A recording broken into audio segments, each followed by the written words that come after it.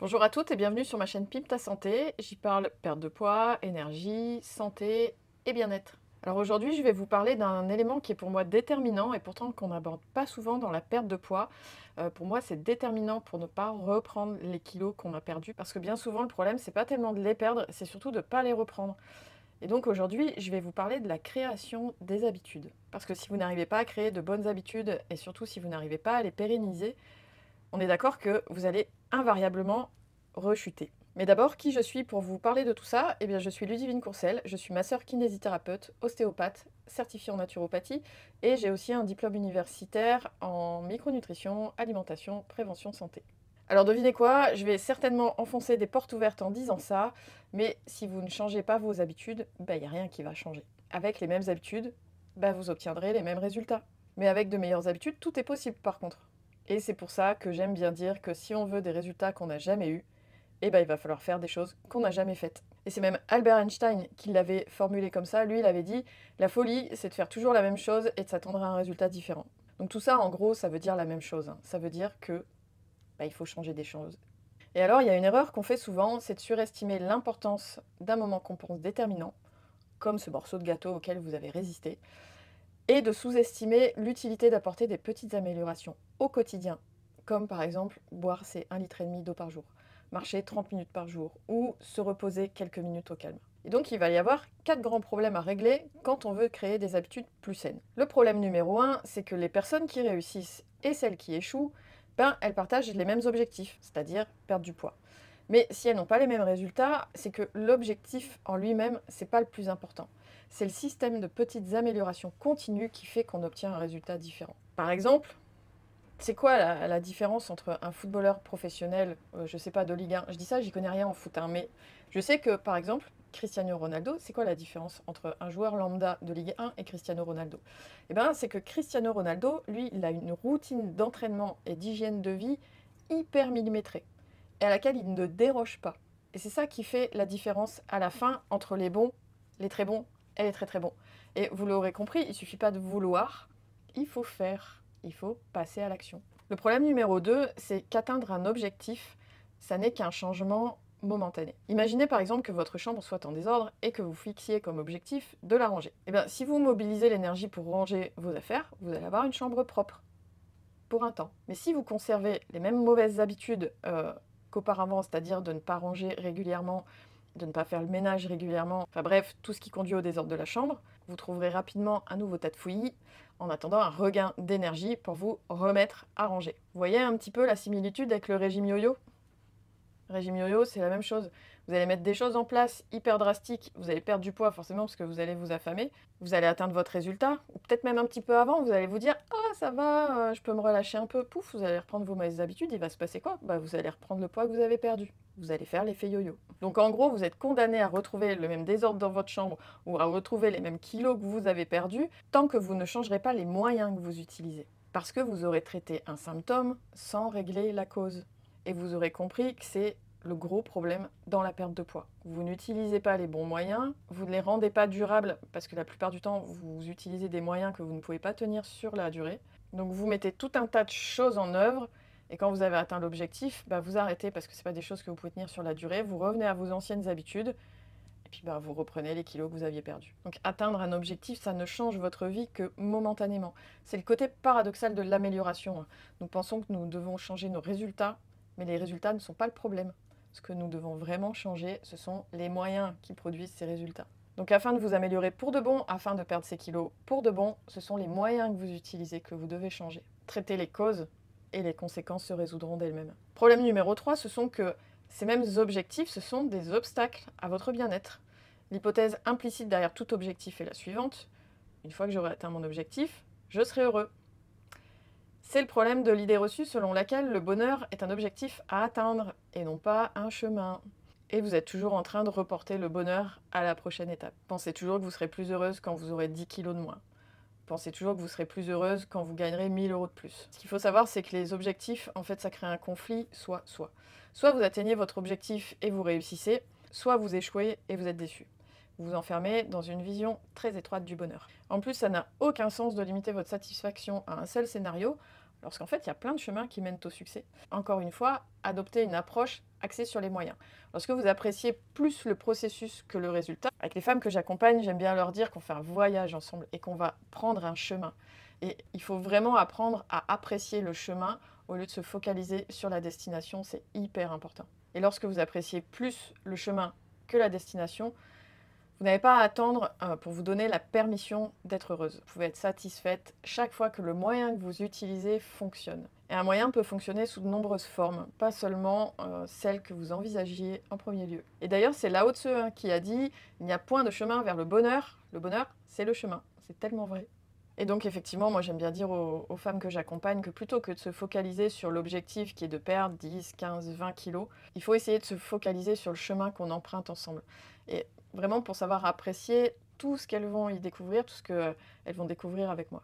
Et le problème numéro 4, c'est que tout miser sur les objectifs, c'est incompatible avec une progression sur le long terme. Un état d'esprit qui est axé sur les objectifs peut créer un effet yo-yo. Et beaucoup de femmes qui veulent maigrir déploient vraiment des efforts considérables pendant des mois, et dès qu'elles ont atteint leur poids idéal, elles se lâchent. En fait, il n'y a plus de kilos à perdre pour les motiver dans ce qu'elles font, et voilà, lorsque le travail est axé, encore une fois, sur un objectif particulier, il n'y a plus rien pour vous faire avancer une fois que l'objectif est atteint. Vous lâchez tout, il n'y a rien qui a été mis en place de façon durable, et encore une fois, vous allez tout reprendre. Et vous allez tout reprendre parce que c'est vos vieilles habitudes qui vont reprendre le dessus. Donc moi, mon but, quand je vous accompagne, c'est vraiment de mettre en place un nouveau mode de vie durable. Il y a un début, il n'y a pas de fin. C'est pas un régime où on commence, après il y a une stabilisation ou je sais pas quoi. Non, je vais vraiment vous montrer le chemin pour avoir des habitudes saines qu'on peut mettre en place de façon durable. Je m'assure toujours qu'il n'y ait pas de frustration, qu'il y ait un minimum de résistance dans les choses qu'on met en place pour vraiment pouvoir les pérenniser. Et sur le long terme, au-delà de la perte de poids, il s'agit donc d'adopter un mode de vie qui optimise votre santé. Il ne s'agit pas de réaliser une prouesse unique, il s'agit d'un cycle de perfectionnement sans fin, un cycle d'amélioration continue. Moi, je veux vraiment vous amener à vieillir en meilleure santé possible. Et en fin de compte, c'est votre engagement dans le processus qui déterminera votre progression. Et donc, pour faire une synthèse de tout ça, si vous avez du mal à changer vos habitudes, le problème ne vient pas de vous, mais du système et des moyens que vous utilisez. Les mauvaises habitudes se répètent encore et encore, non pas parce que vous ne voulez pas les changer, mais parce que vous employez le mauvais système pour changer. Vous n'atteignez pas le niveau de vos objectifs et vous restez au niveau de vos moyens. Et le meilleur exemple, c'est le régime hypocalorique, qui oui, certes, va fonctionner au départ, mais le problème du régime hypocalorique, c'est qu'il ne va pas vous sortir du mode stockage dans lequel vous êtes la plupart du temps. C'est ça qui fait que vous n'arrivez pas à perdre de poids. Et comme vous ne sortez pas de ce mode stockage, dès que vous allez reprendre une alimentation normale, vous allez reprendre tous vos kilos, votre corps va continuer à stocker comme il l'a toujours fait. Les moyens qu'il faut utiliser, c'est les moyens qui vont vous faire sortir de ce mode stockage pour entrer en mode déstockage. Et comment on fait ? Il faut amener le corps à retrouver son homéostasie. L'homéostasie, c'est l'équilibre des systèmes. Et votre corps, s'il est équilibré, il sait très bien brûler les calories que vous consommez. Ce sont ces moyens-là que je vais vous transmettre à travers mon accompagnement. Et donc, avec des habitudes qui sont axées sur les résultats, l'accent est mis sur ce que vous voulez réaliser.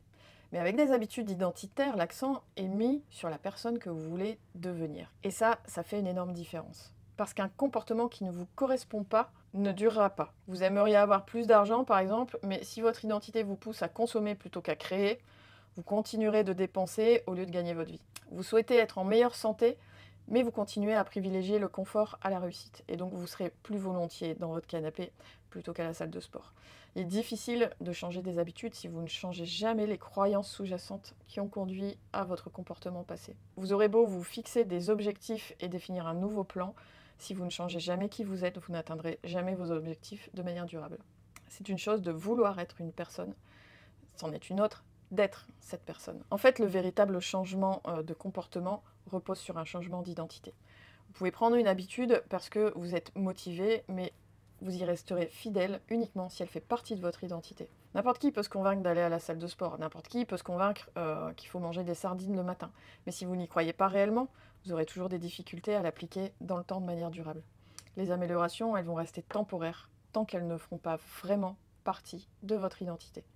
Et si votre identité, par exemple, c'est d'être fêtarde, d'aimer les soirées, le week-end, les soirées arrosées, les grosses bouffes, pour profiter de la vie, ce qui est une conception, hein, vous ne pourrez pas mettre en place des moyens pour profiter de la vie en prenant soin de votre corps, parce que c'est antinomique. il faudra d'abord changer d'identité. Et notre identité, elle est façonnée dès notre plus jeune âge, entre 0 et 7 ans. C'est là où on se programme le plus. Et puis après, ça continue en fonction de notre environnement familial, professionnel, etc. Et vous savez, on est quand même largement gouverné par notre inconscient, hein. 95% de notre journée, on la passe en pilote automatique, dans cette espèce de sommeil cognitif, et on suit aveuglément les règles, les normes qui sont liées à notre identité. Et pour beaucoup, c'est ce qu'on appelle les croyances limitantes. Par exemple, si vous vous dites « je suis stressé de nature », c'est une croyance limitante.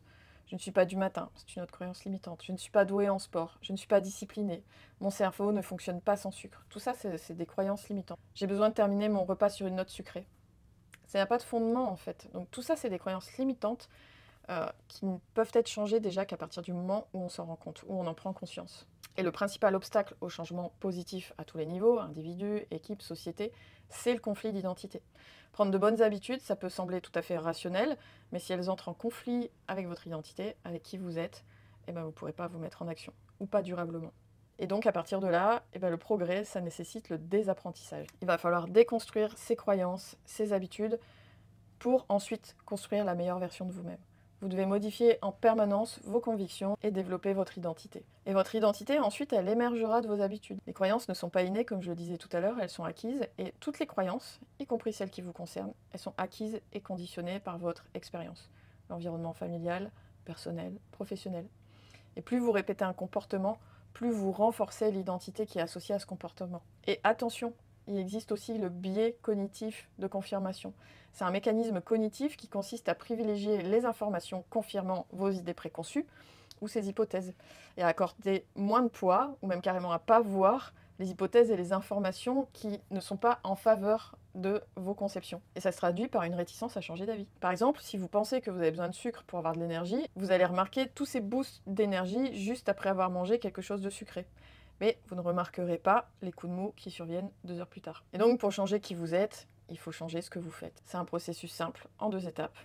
La première, c'est que vous décidez du type de personne que vous souhaitez devenir. Et la deuxième, c'est que vous vous prouvez que vous souhaitez devenir ce type de personne en gagnant des petites victoires. Quand vous allez au restaurant, au moment de choisir dans le menu, demandez-vous: que choisirait une personne qui veut perdre 20 kilos? Si vous souhaitez être une personne en bonne santé, le matin, quand le réveil sonne, demandez-vous: qu'est-ce qu'une personne en bonne santé ferait aujourd'hui? Vos habitudes façonnent votre identité, et votre identité façonne vos habitudes. Vous devez toujours vous concentrer sur le type de personne que vous souhaitez devenir et non sur l'obtention d'un résultat particulier. Si cette vidéo fait écho en vous, je vous conseille de lire le livre de James Clear, Rien peut tout changer. En anglais, c'est Atomic Habits. Et c'est à partir de ce livre que j'ai créé cette vidéo parce que moi, il a vraiment résonné particulièrement. La création des habitudes, c'est déjà quelque chose dont je parlais avec les femmes que j'accompagne. Et là, ça m'a vraiment permis de mettre des mots et des mécanismes sur ce que je pressentais déjà. Donc en tout cas, voilà ce que moi je voulais vous dire sur la création des habitudes, et c'est ce qui fera toute la différence pour pérenniser vos résultats. Pas forcément pour avoir les résultats, mais vraiment pour les pérenniser.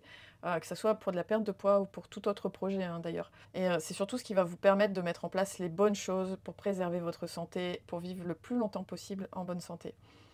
Donc si vous avez des questions ou des retours d'expérience, n'hésitez pas à les partager dans les commentaires. N'oubliez pas de liker cette vidéo si elle vous a plu, de vous abonner à la chaîne pour plus de contenu. Moi en tout cas, vous l'aurez compris, j'aide les femmes à perdre du poids en équilibrant leur système hormonal et métabolique. Et si vous voulez en savoir plus là-dessus, vous pouvez suivre le lien que je mets dans la description. En tout cas, je vous retrouve dans la prochaine vidéo. Je vais justement vous parler des 10 habitudes les plus saines à mettre en place si vous voulez perdre du poids et avoir une meilleure santé. D'ici là, soyez douce avec vous-même.